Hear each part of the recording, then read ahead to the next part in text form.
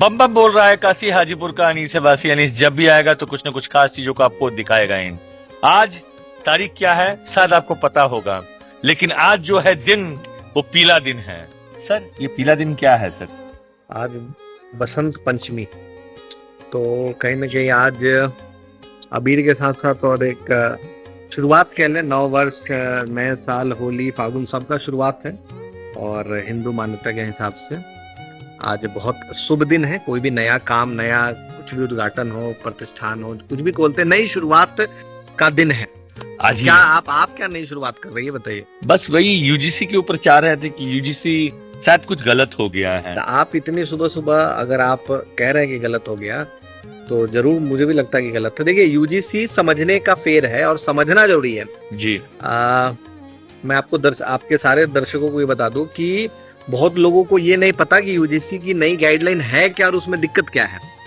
Problem ये नहीं है कि यूजीसी ने गाइडलाइन लाई, 2012 में भी यूजीसी ने गाइडलाइन लाई थी और पिछले साल अभी भी ड्राफ्ट है, वो अभी पारित नहीं हुआ है। 25 में जो फरवरी में जो ड्राफ्ट था उसमें कुछ चीजें थी जो सही थी, तब तक इसका विरोध नहीं हो रहा था। लेकिन जैसे ही उसमें से उस चीजों को हटा दिया गया, वहां से फाइनल ड्राफ्ट में विरोध शुरू होना गया। अब देखिए दिक्कत क्या है कि यूजीसी में हुआ क्या है। यूजीसी में क्लॉज है कि कोई भी एलिगेशन, अगर फॉल्स एलिगेशन की इंक्वायरी होती, जो पहले वाले ड्राफ्ट में था, यानी पिछले साल के फरवरी वाले ड्राफ्ट में था, कि अगर कोई झूठा आप एलिगेशन लगाता है, आपके करियर के साथ खेलने का प्रयास करता है, तो उसकी एक इंक्वायरी कमेटी और वो इंटेंट पे साबित होता।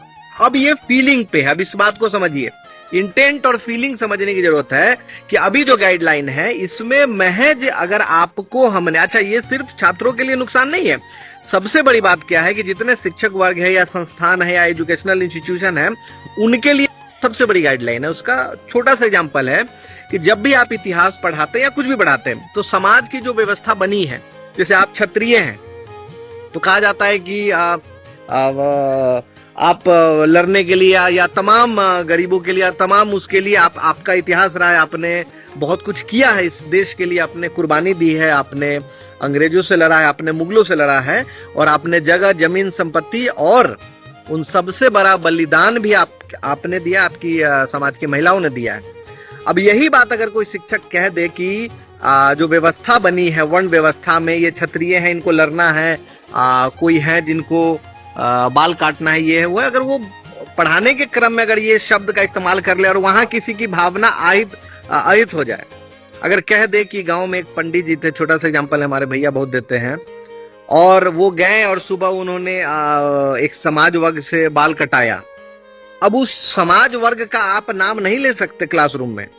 क्यों? आप ये नहीं कह सकते कि आप कहीं गए और जाने के क्रम में आपके पास पैसे नहीं थे और कहीं किसी, जैसे अभी आपको किसी नहीं, सुनिए, अभी आप डीएम मैडम के पास जा और आपका जूता गंदा है और आप इसको साफ करने गए, तो जहां भी जा रहे हैं उस समाज का शब्द आपने अगर ले लिया, तो भी उस फीलिंग के मात्र से भी आप पे केस हो सकता है, इंक्वायरी हो सकती है, आपकी डिग्री रोकी जाएगी। और अब तक दुख की बात ये थी कि समाज, जात, पॉलिटिक्स अब तक सिर्फ 18 से पहले हुआ करता था, यानी आम जन में होता था, लेकिन अब 18 के नीचे यानी बचपन से ही अब इस युवा को धकेल दिया गया। अब आपस का जो प्रेम है, जैसे आप किसी और समाज से, हम किसी और समाज से, हमारा प्रेम खराब हो रहा है 30-35 में, जब हम आते हैं कि हमारी राजनीतिक स्टैंड ये है, हमारी पॉलिटिकल स्टैंड है। लेकिन बच्चों के दिमाग में ये शुरू से इक्वलिटी क्या होता है उसका डिफिनेशन मैं आपको बताऊं,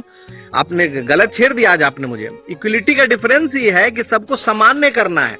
अब ईश्वर ने अगर हमें 2 आंख 2 पैर बना के भेजा है, तो भाई कौन सी मशीन ने ये बताया है कि आपका पैर मजबूत है और हमारा पैर कमजोर है? पवन जी एक चीज मैं पूछूंगा, प्लीज जवाब देंगे? हाँ बोलिए। अगर आपके लिए या जिस चीज के आपने बताया कि अगर वो आप जब जूता साफ करवा रहे हैं या फिर बाल बनवा रहे हैं, तो उस समुदाय के बारे में बात नहीं कर सकते हैं।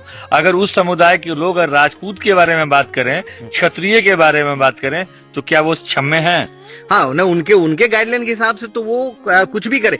बात है कि यहाँ छात्रों की बांटने की राजनीति हो रही है और आप बराबर करने के चक्कर में एक विशेषाधिकार दे रहे हैं, जिसका दुरुपयोग पूर्व में भी होते आया है। जिसका बहुत बड़ा एग्जाम्पल है कि जब भी कोई कानून बनता है तो दोनों पहलू को देखा जाता है कि इसका दुरुपयोग कितना होगा। तो पूर्व में अभी क्या है कि 18 से पहले भी अगर किसी ने ये फीलिंग करने के मात्र से कह दिया कि इसने हमें भेदभाव से देखा है। तो पहले इंटेंट होता था कि हाँ, इसके बोलने का क्या मकसद है, इसके व्यवहार करने का क्या है, उसकी इंक्वायरी होती थी। वो तमाम कॉलेज और यूनिवर्सिटी में आज भी हुआ है, उसके लिए एक अलग सेल बनाया गया है। लेकिन ये डिसाइड कौन करेगा, तो वो उसकी कमिटी थी। अभी क्या ये फीलिंग पे है कि अगर आपने मान लिया और वो झूठा ही लिया तो भी उस बच्चे का भविष्य बर्बाद हो जाएगा। और इस देश में तुष्टीकरण की राजनीति हो रही है। बच्चों के बीच में अगर ये भावना आ जाएगी कि हम ये हैं और वो है, ये कौन सा डेफिनेशन है।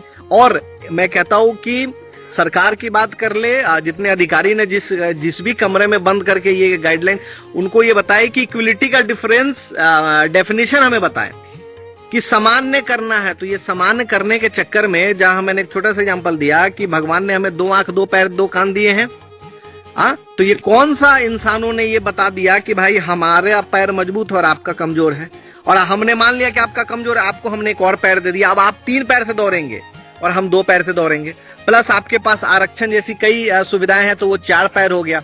तो आप 4 पैर से दौड़ रहे हैं और हमारे बच्चे 2 पैर से दौड़ रहे हैं। अगर करना ही है वाकई, मैं कहता हूं आपके तमाम दर्शकों को ये सब भूल जाइए, यूजीसी का विरोध वो जो भी करना कीजिए। एक बहुत अच्छी पहल हो रही है बिहार में कि आयोग ने 37 से बढ़ाकर पुरुषों के लिए, जितने भी पुरुष वर्ग है उनको मैं ये कहना चाहता हूं कि 37 से बढ़ाकर 40 का प्रस्ताव दिया है बिहार सरकार को।